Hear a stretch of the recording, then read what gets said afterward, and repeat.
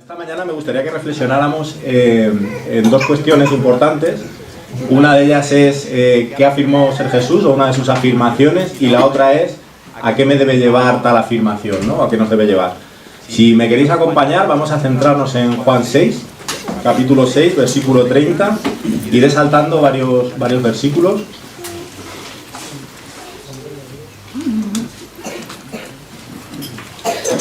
Dice así el versículo 30. Entonces le dijeron: ¿qué señal pues haces tú para que veamos y te creamos? ¿Qué obra haces? Nuestros padres comieron el maná en el desierto, como está escrito. Les dio a comer pan del cielo. Notad aquí que Jesús ya venía de multiplicar alimento para los 5.000 y también anduvo sobre el mar, y la gente está intentando de dar a entender que no había hecho ninguna señal, ¿no? Poniendo en duda quién afirmaba ser, pero la realidad era toda la contraria, ¿no? Seguimos en el 32, dice: y Jesús les dijo: de cierto os digo, Moisés no os dio el pan del cielo, pero mi Padre os da el verdadero pan del cielo. Porque el pan de Dios es aquel que descendió del cielo y da vida al mundo. Le dijeron: Señor, danos siempre este pan. Jesús les respondió: yo soy el pan de vida. El que a mí viene nunca tendrá hambre, y el que en mí cree no tendrá sed jamás. Pero ya os he dicho que, aunque me habéis visto, no creéis. Saltamos ahora al 40. Y esta es la voluntad del que me ha enviado, que todo aquel que vea al Hijo y cree en Él tenga vida eterna, y yo lo resucitaré en el día final. Y ahora vamos al 57, del 57 al 59. Así como me envió el Padre viviente, y yo vivo por el Padre, también el que me come vivirá por mí. Este es el pan que descendió del cielo, no como vuestros padres, que comieron el maná y murieron. El que come este pan vivirá eternamente. Jesús dijo esas cosas mientras enseñaba en la sinagoga de Capernaum. Hay una reflexión de C.S. Lewis, que seguro que muchos habéis oído, que dice algo así como que no existe un deseo en un ser vivo a no ser que haya algo que satisfaga ese deseo. Es decir, un pato tiene deseo de nadar porque existe algo que satisface ese deseo, que es el agua. Un bebé tiene un deseo de comer porque existe la comida. Un ser humano tiene un deseo sexual porque existe el sexo. Dice C.S. Lewis, dice: si encontramos en nosotros como seres humanos un deseo que no se puede satisfacer con nada de este mundo, es que probablemente, concluye, hayamos sido creados para otro mundo, y nuestro esfuerzo y nuestro objetivo en la vida tiene que ser alcanzar ese otro mundo y ayudar a otros a hacer lo mismo. Vamos a ver ahora un vídeo. Te explicaré por qué estás aquí. Estás porque sabes algo, aunque lo que sabes no lo puedes explicar, pero lo percibes. Ha sido así durante toda tu vida. Algo no funciona en el mundo, no sabes lo que es, pero ahí está como una astilla clavada en tu mente y te está enloqueciendo. Esa sensación te ha traído hasta mí. ¿Sabes de lo que te estoy hablando? ¿De Matrix? ¿Te gustaría realmente saber lo que es? Matrix nos rodea, está por todas partes, incluso ahora en esta misma habitación. Puedes verla si miras por la ventana o al encender la televisión. Puedes sentirla cuando vas a trabajar, cuando vas a la iglesia, cuando pagas tus impuestos. Es el mundo que ha sido puesto ante tus ojos para ocultarte la verdad. ¿Qué verdad?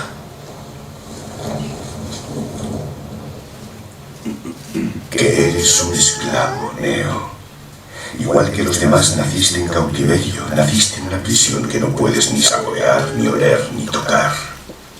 Una prisión para tu mente.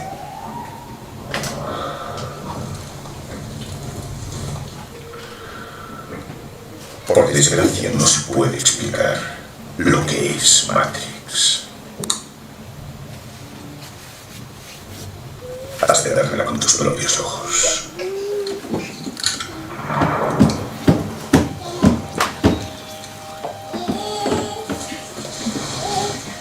Esta es tu última oportunidad. Después ya no podrás echarte atrás. Si tomas la pastilla azul, Fin de la historia. Despertarás en tu cama y creerás lo que quieras creerte. Si tomas la roja te quedarás en el país de las maravillas. Y yo te enseñaré hasta dónde llega la madriguera de conejos.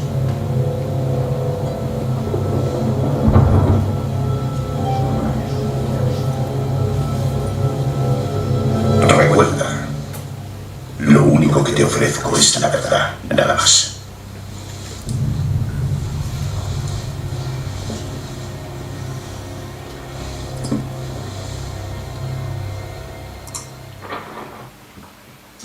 Bueno, recuerdo perfectamente cuando tuvimos a nuestro hijo y tenía poquitas semanas, intenté hacer un experimento de hacer como que le daba yo de comer.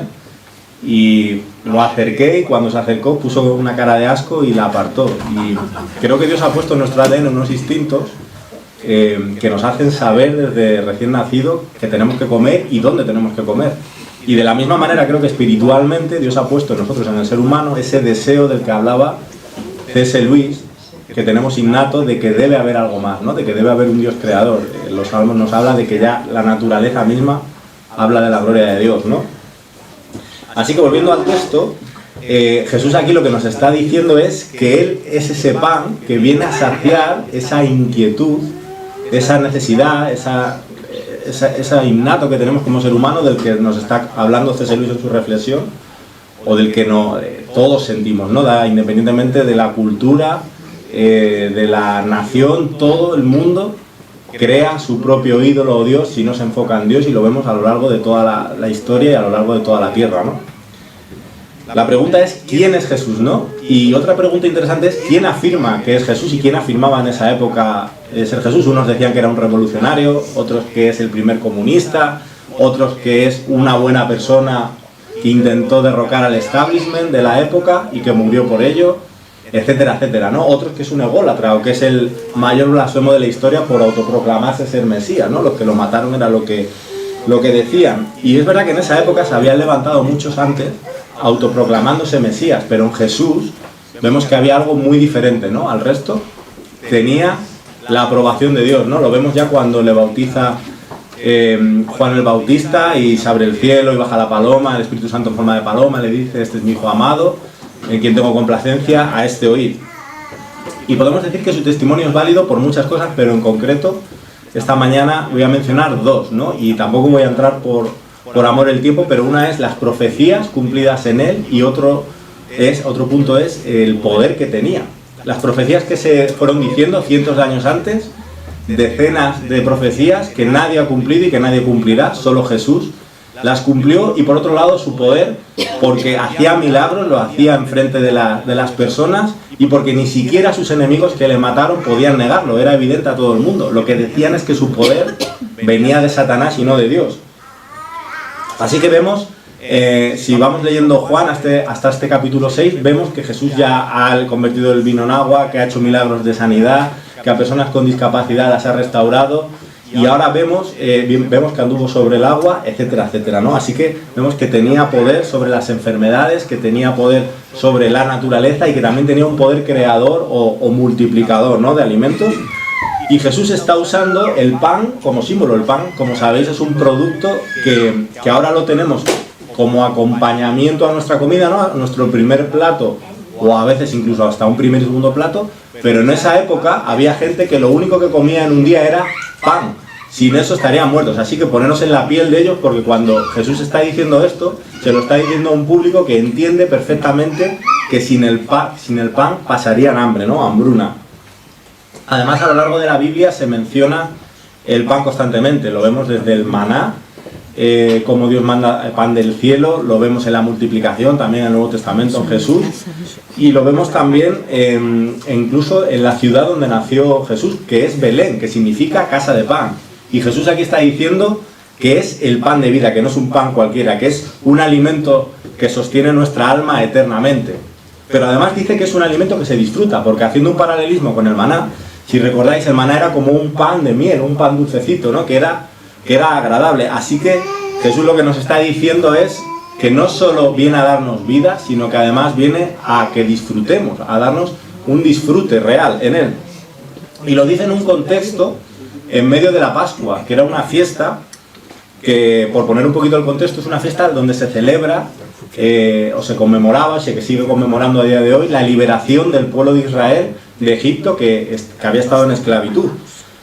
Es una fiesta donde todos los judíos estudian estos textos, precisamente los del Antiguo Testamento, de la liberación, y si recordáis, la última cena que tuvieron los israelitas fue una cena que Dios les mandó para que comieran un cordero y un pan específico, de nuevo aparece el pan, que lo hicieran de manera previa a ser liberados, es decir, la noche de antes, con la última plaga, como sabéis, para que marcara con la sangre del cordero que se iban a comer la puerta y el ángel de la muerte pues pasara de lejos y no entrara a esa casa, sino que fuera pues a las casas de los egipcios que les habían estado, que los tenían como esclavos, ¿no?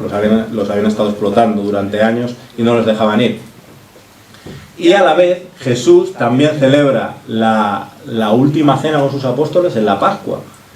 Y nosotros celebramos que un día estaremos en su presencia también. Y todo esto está conectado en Jesús como Cordero Pascual, que marca con su sangre nuestra puerta para que no veamos muerte, perdón. Y además todo lo hacemos de manera previa. El pueblo de Israel lo hace de manera previa a su liberación, los apóstoles lo hacen de manera previa a la resurrección de Jesús, ¿no? A la muerte y resurrección. Y nosotros lo hacemos de manera previa, aunque ya es un hecho nuestra salvación, porque lo que Dios promete ya es un hecho, pero lo hacemos de manera previa a verlo con nuestros propios ojos. Y en este contexto en el que todo el mundo entiende y entendía que Dios es el alimento de vida, es donde Jesús arroja luz para que la gente tenga una mejor interpretación de los textos que estaban estudiando y los interpretaran en Él mismo. Así que donde todo el mundo está interpretando que Dios es el alimento de vida, está diciendo que Él es el alimento de vida, un pan que simboliza la presencia, el sostenimiento y la provisión de Dios. Así que lo que está diciendo aquí es muy fuerte, porque está diciendo que ha venido a dar vida eterna, una vida utilizando un verbo además para vida que es zoe, que no es bios. Bios, sabéis que de ahí proceden las palabras como biología, biosfera, etcétera, etcétera, y quiere decir una vida material que tiene principio y que tiene final, pero Jesús utiliza zoe, que es algo así como vida llena de gozo, de sentido, vida espiritual imperecedera. Y además, enlazándolo con el maná, que es una vida que quiere que disfrutemos en él. Es una vida dulce, como decíamos, ¿no? Siempre que hay catástrofes, y lo vimos al principio de la pandemia, la gente lo que hace es acopiar productos imperecederos, ¿no? Sabes que si hay una guerra o cualquier cosa, pues es lo que te va a dar de comer si hay una rotura en la cadena de suministro.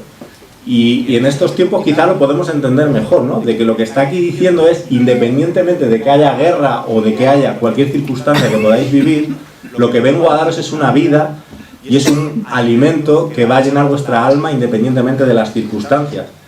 Y Pedro iba un poco en línea también en la primera carta con esto, ¿no? Cuando habla de una herencia que es imperecedera. Y creo que en estos tiempos que corren de tanta incertidumbre es bueno que reflexionemos sobre esto, y no solo lo que es en la vida eterna, que es nuestra meta y es donde tenemos que poner nuestra mirada, sino también que aquí y ahora ya podemos disfrutar de esa eternidad que Dios nos ha puesto, porque marca nuestra puerta, como decíamos, y el ángel de la muerte pasará de lejos, ¿no?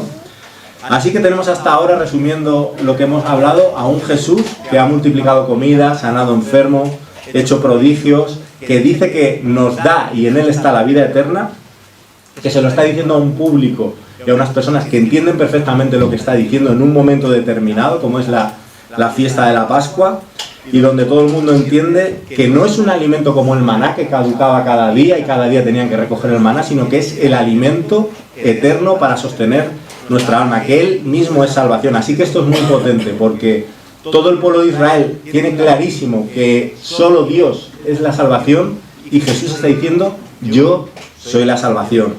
Y además lo está haciendo con una expresión que es yo soy, que solo Dios mismo la podía usar de sí mismo. Él está diciendo que Él es el mismo que se presentó a Moisés en la zarza, cuando Moisés le dice: de parte de quién les digo que voy, cuando le manda ir a Faraón y al pueblo a librarlo, y se presenta como yo soy. Y lo vemos en Juan, a lo largo del libro de Juan, con los 7 yo soy, ¿no? Yo soy la vid, yo soy el camino, la verdad y la vida, yo soy la luz, yo soy el buen pastor, etcétera, etcétera. Y aquí está diciendo: yo soy el pan de vida. Pero además este yo soy expresa un vínculo con su pueblo, no solo decir soy el eterno, expresa un vínculo y Dios se hace o se menciona como el permanentemente vivo, el permanentemente presente y el permanentemente liberador. Y Jesús está diciendo esto mismo de él mismo. Yo soy el permanentemente vivo porque soy el eterno, permanentemente presente porque estuve siempre presente con vuestros antepasados, y el permanentemente liberador porque he venido a liberar, a salvar. Soy el Salvador, he venido a salvar a mi pueblo, ¿no? Jesús era judío, celebraba todas las fiestas judías. A veces es verdad que con nuestra mentalidad occidental esto se nos pierde, pero entendía perfectamente la cultura porque él era judío y sabía qué mensaje lanzar en cada momento para que las personas entendieran perfectamente lo que quería transmitir. Y además hace hincapié que es el único que viene del cielo, que es el enviado del Padre. Lo vemos en el versículo 33, 38, 41, 42, 46, 50 y 58. Jesús está hablando de su preexistencia y por tanto de su eternidad. Ya existía antes de nacer María. Por eso hay gente que se bloquea y dice, ¿pero qué está diciendo este hombre? Si es el hijo del carpintero, si es el hijo de María. Pero Jesús lo que está diciendo es, siempre existí, soy el eterno. Vemos que Juan arroja luz también en otros textos, el escritor, y dice, por ejemplo en el 14, 1:14, y el Verbo se hizo hombre y habitó entre nosotros. Y hemos contemplado su gloria, la gloria que corresponde al Hijo unigénito del Padre, lleno de gracia y de verdad. O en el 1:1 ya empieza diciendo, en el principio ya existía el Verbo, y el Verbo estaba con Dios, y el Verbo era Dios. O el 17:5, ahora pues, Padre, glorifícame tú al lado tuyo, con aquella gloria que tuve contigo antes de que el mundo fuese. Así que la primera pregunta que hacíamos de quién afirmaba ser Jesús está diciendo de manera rotunda que es el eterno, el enviado, y que en él solo está la salvación, y que no es algo que necesitemos para la otra vida solo, sino que aquí y ahora ya podemos disfrutarlo.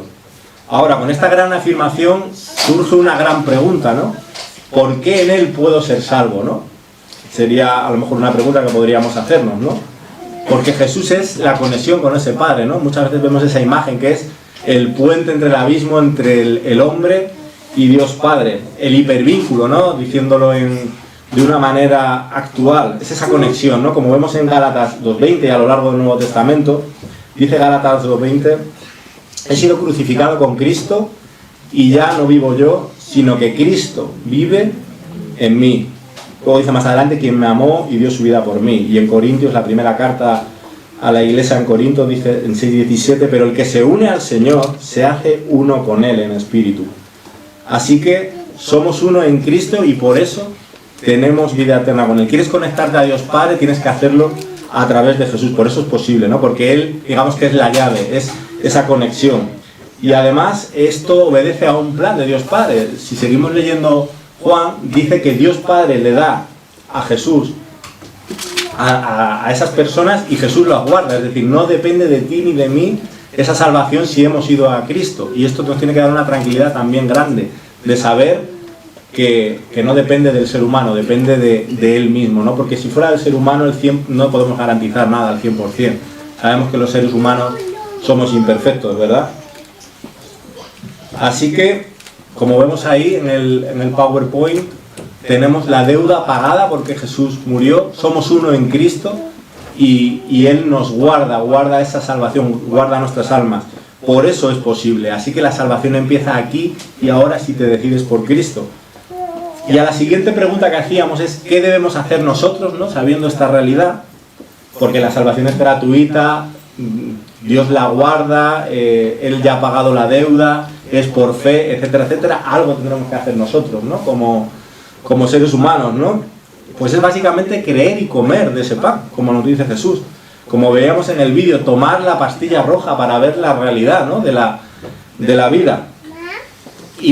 Pero la realidad es que para poder alimentarnos de ese pan nos tiene que saber bien, ¿no? Porque muchas veces es verdad que una cosa la puedes tomar una vez, es una medicación, pero si la quieres hacer todos los días y parte de tu vida, te tiene que saber bien, ¿no? Como una buena comida. Y haciendo el paralelismo con una dieta saludable y la vida espiritual, muchas veces nos pasa que hemos comido y estamos ingiriendo tanta comida basura, McDonald's, Burger King, salsas, bollería, etcétera, etcétera, que cuando viene un buen guiso nos sabe un poco insípido, porque todas esas salsas y esto está demostrado, tapa, nos acostumbra al paladar a un sabor que no es el auténtico. Y a veces creo que nos pasa esto, que tenemos tanto ruido alrededor y hemos comido tanta comida basura que es difícil incluso escuchar a veces la voz de Dios o disfrutar de su presencia. Y es fundamental que nos apartemos de todas esas cosas, ¿no?, que nos estorban. Así que creamos, comamos y apartemos todo aquello que nos estorba, lo que impide que nos centremos realmente en lo importante, ¿no?, que es en Cristo. Hay muchas personas que buscan, ¿no?, esa paz, el encontrar ese sentido a ese vacío innato que decíamos que teníamos, y como hay tanto ruido, lo buscan en otras cosas, ¿no? Quizá en éxito. Vemos que hay actores que cuentan sus biografías que pensaban que cuando llegaran a una posición o ganar un Oscar o ganar un premio serían tremendamente felices, y dicen que luego ha sido peor todavía, ¿no?, porque habían puesto todas sus energías en eso y cuando lo ganan ven que siguen vacíos. Y es que Jesús es el único que puede llenar ese vacío que Dios ya ha puesto para nosotros, para que le podamos de alguna manera buscar. Así que desprendámonos de todo lo que nos estorba. Dice el versículo 35, Jesús les dijo: yo soy el pan de vida, el que viene a mí nunca tendrá hambre, y el que en mí cree no tendrá sed jamás. Y aquí viene la clave, ¿no? El que viene a mí, el que come de mí, el que bebe de mí. Tenemos que ir hacia Él, ¿no? Tenemos que decir, como decía el versículo 34, Señor, dame de ese pan. Entonces le dijeron, dice el 28-29, ¿qué debemos hacer para poner en práctica las obras de Dios? Respondió Jesús y les dijo: esta es la obra de Dios, que creáis en el que me ha enviado. Nos lo resume muy bien además Romanos 10, del 10 al 11, que dice: pues es por creer en tu corazón que eres hecho justo a los ojos de Dios, y es por declarar abiertamente tu fe que eres salvo. Como nos dicen las Escrituras, todo el que confíe en Él jamás será avergonzado.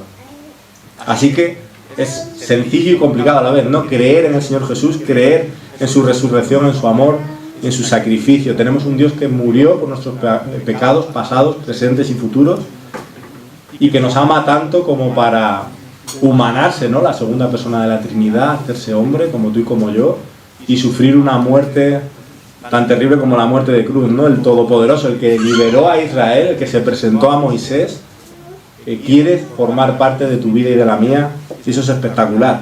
La palabra creer en el Evangelio se menciona 98 veces, así que bueno, es una palabra que creo que es importante que tengamos en cuenta, ¿no? Y, ¿sabéis? Me encanta la Biblia porque es un libro totalmente honesto. Podría tapar las miserias de los héroes de la fe y no lo hace, y aquí podría decirnos que la gente oyó a Jesús, le encantó y todo el mundo le siguió, ¿no? Pero vemos que es al contrario, que la mayoría no quiso comer de ese pan y solo una minoría fue la que dijo: dame de ese pan, ¿no? Así que el Señor nos ayude a poder hacer esto, ¿no? Y hay como tres grandes grupos de personas, ¿no? Unas que dicen: mi vida es un desastre y esto no hay quien lo coja, y entonces no puedo dar ese paso. Marcos, ¿no? Quizá estés planteándote esto. Pues pídele a Dios que te dé fe, pídele a Dios que quieres comer de ese pan, porque Dios puede hacerlo con cualquiera de nosotros, ¿no? Quizá eres una persona normal, pero que sí que sientes que hay esa necesidad innata, que hay algo más, ¿verdad? Pídeselo a Dios, dile que te dé fe, dile que le quieres conocer. O quizá eres del tercer grupo que ya ha degustado de ese pan y que sigue comiendo de ese pan. Pues, como decíamos antes, pidámosle a Dios y pongamos las manos a la obra, por así decirlo, para apartar todo lo que nos estorba. En el 27 Jesús nos reta, diciendo que vivamos de tal manera que todos nuestros esfuerzos estén centrados en el avance de su reino, o para trabajar por las cosas de su reino. Y me gustaría ahora que viéramos un poco lo que está pasando con hermanos que han comido de este pan, y que, al contrario de lo que nos pasa muchas veces a nosotros, tras probar este pan, lo que les sabe insípido es lo demás, y están dispuestos a incluso dar su vida por ser fieles a Dios, o por decir que Jesús es el Señor, o que siguen reuniéndose los domingos en ciertos países sabiendo que puede entrar una persona y que puede hacer un atentado, y aún así se siguen reuniendo, ¿no? Porque al final somos parte de un mismo cuerpo, ¿verdad? Somos parte de una misma iglesia, como decía el apóstol Pablo. No hay griego ni judía, no hay hombre ni mujer, no hay rico ni pobre, todos somos uno, y nosotros aquí tenemos el privilegio de poder reunirnos tranquilamente. El mayor problema que traía yo hoy era llegar bien, llegar en hora, que no se me olvidara el pendrive, y poco más. Pero hay hermanos que por reunirse saben que ponen en riesgo sus vidas. Otros saben que van a ser pobres o muy pobres por causa del Evangelio, porque nadie les va a contratar o casi nadie. Otros que van a ser asesinados, otros que van a entrar en la cárcel y un largo etcétera, ¿verdad? Siguen pasando muchas barbaridades y cada vez la violencia hacia los cristianos es mayor en el mundo. Vemos ahí el mapa que elabora Puertas Abiertas de manera anual, donde se nos dan los 50 países del mundo con mayor persecución. Hace unos años, cuando empecé de voluntario en Puertas Abiertas, había 3 clases de persecución: alta, muy alta y extrema. La persecución ha ido creciendo tanto que ahora solo hay muy alta y extrema en los 50 primeros países. Y algunos datos, como vemos ahí, bueno, más de 5.600 hermanos han sido asesinados por causa de la fe. No estamos hablando de hermanos que les pilla en medio de una guerra en un país, en otro continente, y por eso mueren. Estamos hablando de hermanos que son asesinados por su fe, ¿no?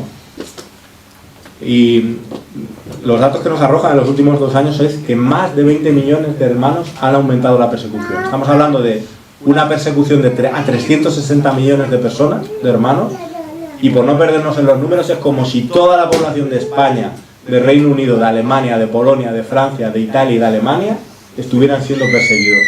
Para que os hagáis una idea de la dimensión, ¿no?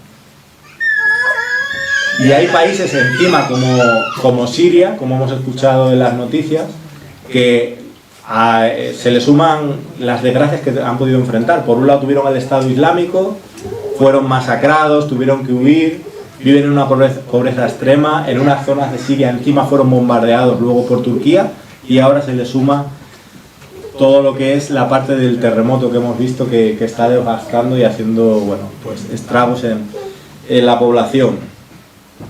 ¿Y qué es lo que está haciendo Puertas Abiertas, ¿no? Por dar un poquito a conocer, los que no habéis oído nunca de Puertas Abiertas, en estos sitios, ¿no? Pues en Siria está colaborando con iglesias locales para dar atención, tanto pastoral, psicológica, para proporcionar techo, mantas, comida, etcétera, etcétera. Y a nivel global, porque el propósito de Puertas Abiertas es ayudar a los hermanos que están siendo perseguidos, pero que también la iglesia sea fortalecida en esos lugares y que la gente conozca a Jesús, al fin y al cabo. Pues también se han repartido más de 1 millón de Biblias el año pasado, se reparten estudios bíblicos, se ayuda y se forma a líderes locales para que puedan dar esa formación a otros hermanos, y luego se da ropa, se dan incluso cursos de formación para aprender un oficio, porque los hermanos, por ser cristianos, muchos los echan a la calle y tienen que montar pequeños negocios para poder subsistir, y un largo etcétera. Me gustaría ahora que viéramos un vídeo, teniendo presente que Dios nos llama a ser esa voz de los que no tienen voz en nuestro entorno, en nuestra iglesia, en nuestra familia, en nuestro trabajo. Muchas veces oímos muchas cosas de personas de otras circunstancias que lo pasan mal, y nosotros a veces no exponemos, ¿no?, a nuestro entorno lo que está pasando con nuestros hermanos, y creo que es importante también generar una conciencia a nuestro alrededor.